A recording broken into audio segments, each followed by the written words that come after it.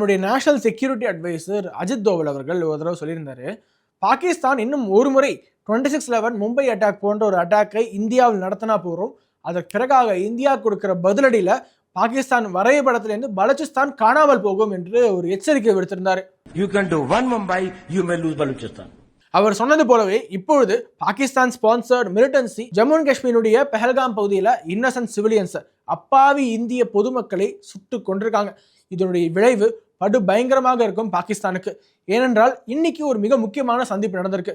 நம்முடைய ராணுவ அமைச்சர் ராஜ்நாத் சிங் அவர்கள், அஜித் தோவல் அவர்கள் மற்றும் முப்படைகளை சேர்ந்த தளபதிகள், காலாட்படை, கப்பற்படை மற்றும் விமானப்படை ஆகிய அனைத்து படைகளிலிருந்தும் முக்கியமான தளபதிகள் சந்திச்சு ஒரு ஆலோசனை நடத்தியிருக்காங்க. இந்த ஆலோசனையில பாகிஸ்தானுக்கு எப்படி பதிலடி கொடுக்க வேண்டும் என்ற பல்வேறு விஷயங்கள் ஆலோசிக்கப்பட்டதாக செய்திகள் வந்துகிட்டு இருக்கு. அது மட்டும் இல்லாம இந்திய அரசாங்கம் பாகிஸ்தானோட இந்த இண்டஸ் வாட்டர் ட்ரீட்டியை கேன்சல் பண்றதுக்கான வாய்ப்புகள் இருக்கு என்று சொல்றாங்க.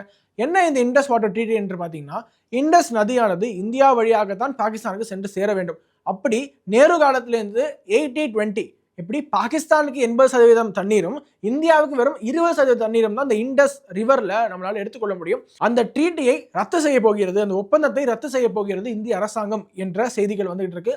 அதை தவிர பாகிஸ்தானோட எல்லா டிப்ளமேட்டிக் டைஸையும் நம்ம கட் பண்ண போறோம். அதே மாதிரி பாகிஸ்தான் இஸ்லாமாபாத்ல இருக்கக்கூடிய இந்திய தூதரகத்தையும் மூட போறோம் என்ற பல செய்திகள் வந்துகிட்டு இருக்கு. இது எல்லாத்துக்குமே ஒரு தெளிவான பிக்சர். என்ன செய்ய போகிறது இந்தியா என்பது கூடிய விரைவில் நமக்கு தெரிய வந்துவிடும். பிரதமர் மோடி அவர்கள் அதிகாரப்பூர்வமாக அறிவிக்கும் வரை இது எல்லாமே கொஞ்சம் மர்மமாக இருந்தாலுமே ரொம்ப ஸ்ட்ராங்கா இந்தியா திருப்பி அடிக்க போகிறது என்பது மட்டும் உறுதி. கடந்த முறை சர்ஜிக்கல் ஸ்ட்ரைக் நம்ம பண்ணும்போது இந்தியா சர்ஜிக்கல் ஸ்ட்ரைக் பண்ணும் என்று அவர்கள் எதிர்பார்த்திருக்க மாட்டார்கள். அதனால சர்ஜிக்கல் ஸ்ட்ரைக் பண்ணிட்டு நம்முடைய வீரர்கள் பாதுகாப்பாக இந்தியாவுக்கு வந்து சேர்ந்தார்கள். ஆனா இந்த முறை சர்ஜிக்கல் ஸ்ட்ரைக் பண்ணணும் என்று நாடு முழுக்க கோஷங்கள் கேட்டுக்கொண்டிருக்க போது பாகிஸ்தான் நன்றாகவே தெரியும் சர்ஜிக்கல் ஸ்ட்ரைக் பண்ணுவார்கள் என்று அவர்கள் தயாராக இருப்பார்கள்.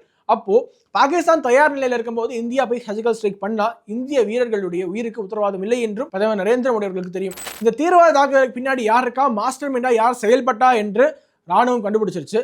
தீவிரவாத தாக்குதலை செய்த 6 பேர்ல 3 பேருடைய வரைபடங்களை வெளியிட்டுருச்சு. இன்னும் இந்த தீவிரவாத தாக்குதல் பின்னாடி யாரெல்லாம் இருக்கா, லோக்கல் சப்போர்ட் இருக்கா என்று ராணுவம் ரொம்ப தீவிரமாக விசாரித்து கொண்டிருக்கு. ஒட்டுமொத்தமாக மத்திய அரசாங்கமும் சரி, இந்திய ராணுவம் ஒரு தக்க பதிலடி கொடுப்பதற்காக காத்து கொண்டிருக்கு.